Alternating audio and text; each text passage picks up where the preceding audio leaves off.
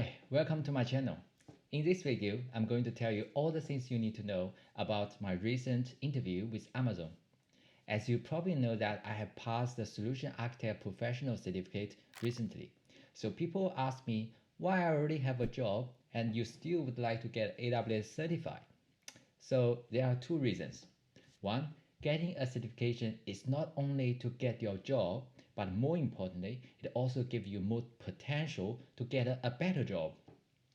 Another reason is that you need to always think to upskill yourself, especially in this growing fast IT industry, which involves endless learning and improvement.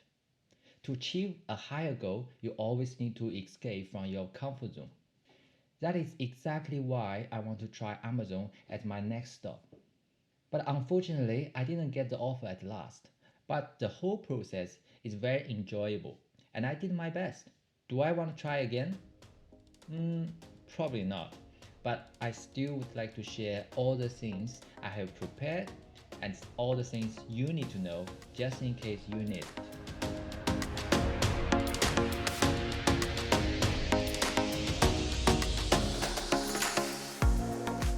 Okay, let's talk about the application process. Now you have two ways of applying for a position. Either you open an Amazon job website, find the position and submit your CV, and the link is in the description below. The other option is to ask Amazon friend to refer you, so you can send your CV through the internal system and you might get a slightly faster response. Here's a hint. For a big company like Amazon, they have lots of positions across different teams, so don't panic or rush to apply for a position. Make sure your CV is ready and polished. After about 1 week, the HR or the recruiter will call you, also known as phone screening. The reason for this call is to ask you about your general information, like what you are expecting. HR and recruiter will tell you about the position and just to evaluate if you are in the senior position or the junior one, or maybe in the middle. Mapping your skills into Amazon standard. Basically, is your senior the Amazon senior? He will explain the whole recruiting process, answer your questions regarding to the interview process. He's also the guy to contact if you have any questions or you want to reschedule your interview. He will follow your case until the end and give you the feedback after each stage and some information and tips as well. So remember his name and save it in your phone contact just in case he will call you anytime after the interview. Before we talk about how to prepare an Amazon interview, let me ask you, what is the most important thing when you are in an interview? Well, the answer is expectation. In general, no matter what the company it is, you need to know what answer the interview is looking for. And just give the answer he wants, and following his instructions is also the key. This is why you need to have a lot of research. Like watching this video, I have to say it is a very good choice. So please give me a thumb up to support my channel. And of course, if you could beyond his expectation, then you will get yes from him and you get the offer, right? If your CV is looking good enough, then you will be scheduled for the first coding interview. The interview is normally one interviewer in a private online environment. The total time of the interview is 1 hour, but there are two parts. So the first part is about 20 minutes about behavior questions, and the rest of the 14 minutes is a live coding. You can use any familiar language to do that, such as C++ or JavaScript or even Python. I will talk about how I prepared in a second. And this is the first interview, and the purpose is also to show you what the Amazon interview looks like as a template. So if you pass this one, the following interviews will be very similar to this. After your initial interview, HR or the recruiter will contact you and to give you the feedback. If you're lucky enough and you get yes, you will introduce to the next step, the loop. Before COVID time, the loop takes place in Amazon office. You will be invited to their office for the entire day. But now things changed. All the interviews are now moved online. So on that day, I started the interview from 9 a.m. until 4 p.m. in the afternoon. Well, 2 hours break at lunchtime. So there are five of 1 hour interview back to back. And just like the first interview, first 20 minutes is behavior questions, and plus the 40 minutes that is something else. Well, something else would be a live coding, which is data structure, algorithm, etc., or it's a system design, or maybe just a random chat. Well, and it's up to the interviewer. Therefore, you can see this is quite intensive, and most of the time you are just talking, talking, and talking. So it is quite tiring experience and stressful experience. And make sure you have prepared a lot of water nearby so you can drink it just like me. I have got chilled water, coffee, and even milk tea around me, so I don't have to go away during the interview. Okay, now, what's the question I have been asked during the interview? As I just said, the first 20 minutes in every 1 hour long session interview will be asking you the behavior questions. The behavior question will be something like, tell me about a time when, or give me an example of, that is asking you an experience to describe a case that you have done this before. Well, I strongly recommend you use STAR strategy to answer. I will talk about more later.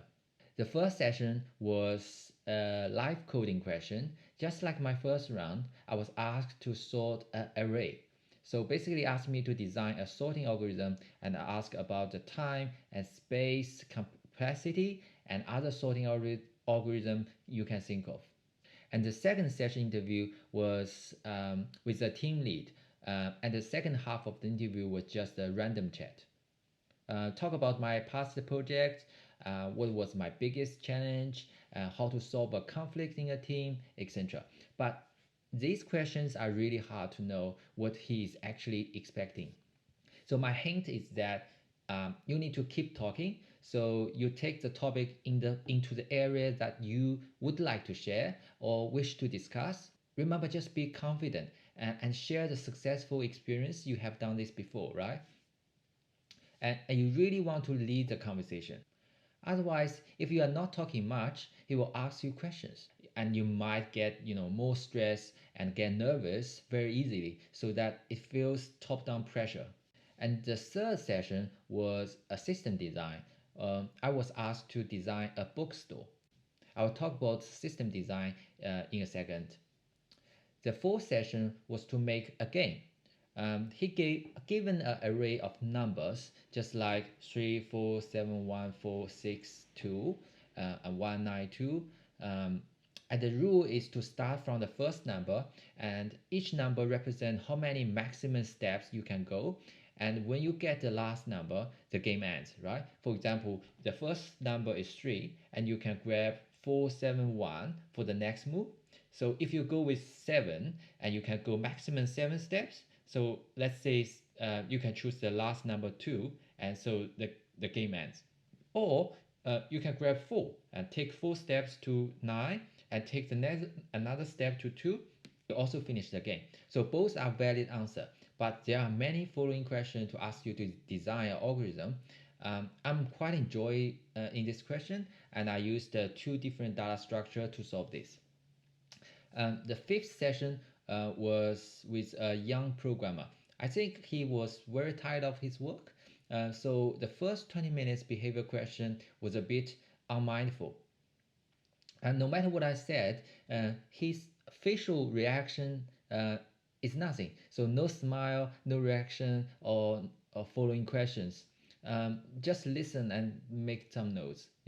So I was very tired since this was also my last interview questions. So I wasn't very talkative either. The second half of the interview was live coding. And the question is to design a library that can convert a decimal number into a binary. And at the time, I was shocked. I can't believe that was the question. It was sound too simple to be true. I just can't believe this is Amazon interview. But maybe that is also why I failed the interview, because I guess the answer I gave wasn't the answer he would like to hear.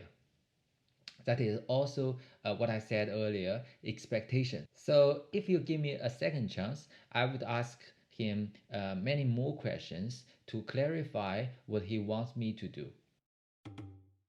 Okay, let's talk about how to answer behavior questions. I mentioned STAR. If you don't know STAR strategy, there are a lot of YouTube videos talking about that. Watch a few of them, and more importantly, do practice. Use them as example. Just briefly, S stands for situation, which is kind of your story background, an event, object, or challenge you faced. T stands for task, your responsibility and your assignment for this situation. You need to focus on what you did in this situation. A it stands for action, steps or procedures taken to relieve and rectify the situation. And you should tell them more details on how you resolve this problem.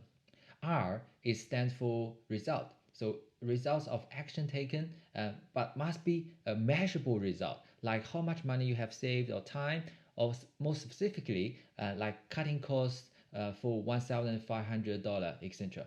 So remember, Amazon is not an IT company. It is also a data company. So all the results and decisions must be data driven, not just like my manager said or from my experience, etc.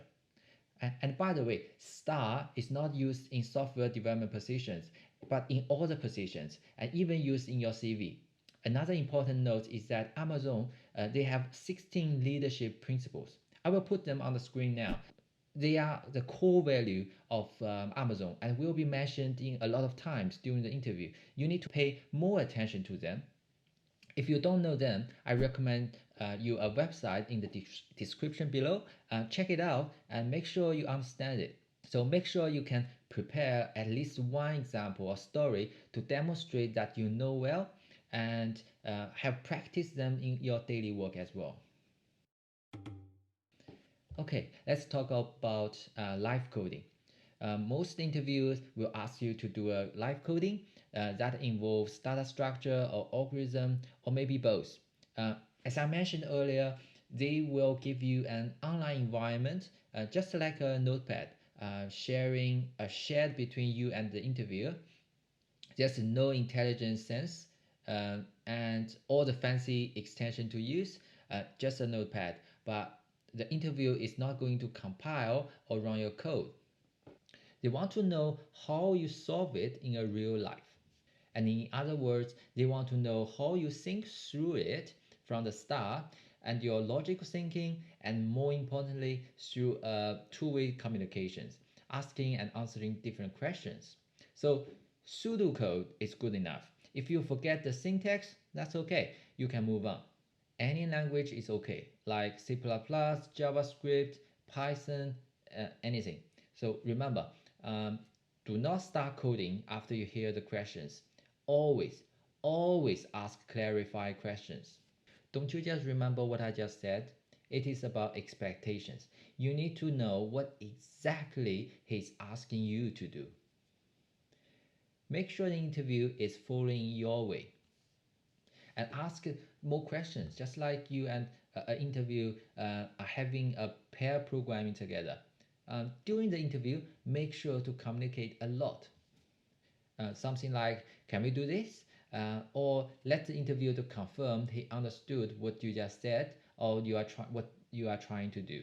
Ask questions, even you are not sure. You may know, this is it's a trap. Make sure you told him that it is not a good idea, but still want to do this way because blah blah blah, and tell him the trade-offs, right? And how to improve that later. The interviewer will be happy that you fall into his trap, and I guess he will feel satisfied, and that is a good sign actually. If the interview can't follow, make sure you stop coding and explain, and maybe start adding the comments as well. Because if he can't follow, any other code reviewers might have the same confusion. So it is a very good practice to add the comments along with it, also even in your daily work. Oh, during the live coding, you are allowed to use Google to look up things. This is totally fine and actually encourage it. Just like your daily work, Google answers your questions more than your colleague. right? The completeness of your coding isn't the first priority, but it is high recommend to finish your logic. After you finish your coding, don't relax because you are not finished. You will ask to improve your coding. The interview will ask you a lot of questions and ask you to change your code. So that will show if your code is maintainable. He may ask you to change the data structure, such as changing a string to a string array, or asking you more questions like what is the difference between stack and set, or why do you use the stack? But by the way, live coding can be practiced in lead code. There are a lot of questions that is very similar, and make sure you have experienced them and practice more while especially while someone is watching. Okay, now I'm sharing a trick. When your interview is asking what you can improve your data structure, if you really don't know, maybe just try a hash map. if the interview looks confused, just try binary tree. So you might have a better chance to get this point. If you don't know them now, just go and Google it, okay? Okay, system design.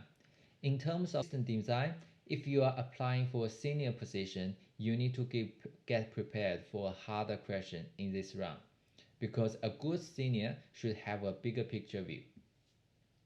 If you don't know how to answer a system design, there are a lot of YouTube videos talking about that. Go and search for it. Here are my hints and some recommendations. Before you start drawing your design, make sure you have answered the following questions. User requirement, how many users we are thinking of. So you can evaluate on this different scale. Scope, what's the scope of the question and what are our assumptions? You better to listen more because that is also the boundary of the question, right? So you're trying to answer. Third, business value. This is a core question you always need to bear in mind because all the software must deliver its business value.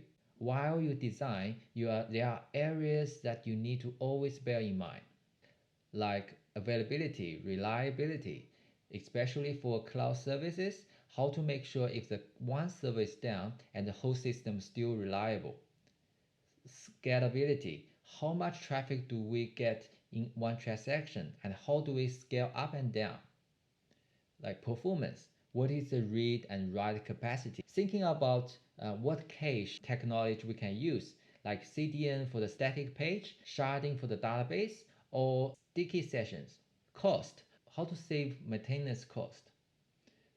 Monitoring, how do we know things going well, and what if something goes wrong? Do we get an alarm? Security, how to make sure this system is secure enough. The last one is the user impact. Is your design easy to change or even upgrade? How your user could impact on these changes? As you can see, these questions are very high level. So design question will be evaluate how senior you can go. Okay, let's talk about AWS standard. During the interviewer is going to make notes and mark each activity. All the points you gain, that is also why you need to keep talking. As long as you hit the keywords, you will get marks, okay? And last, you will given strong no higher, average higher, or strong higher. If you get strong no higher, most likely you're going to fail. If most of the interviews give you a higher or strong higher, I guess you most likely can get the position. But I guess most of people are falling into the category that maybe category, Then it's up to the bar raiser to decide. So what is bar raiser? So first of all the interviews are selected randomly inside of Amazon. They are from different teams. They don't know each other, and sometimes they are not even in the same country. But the bar raiser is the one who makes the final decisions. No one knows who is acting that role in the loop interview. But most likely, the bar raiser is a senior or team lead or a manager.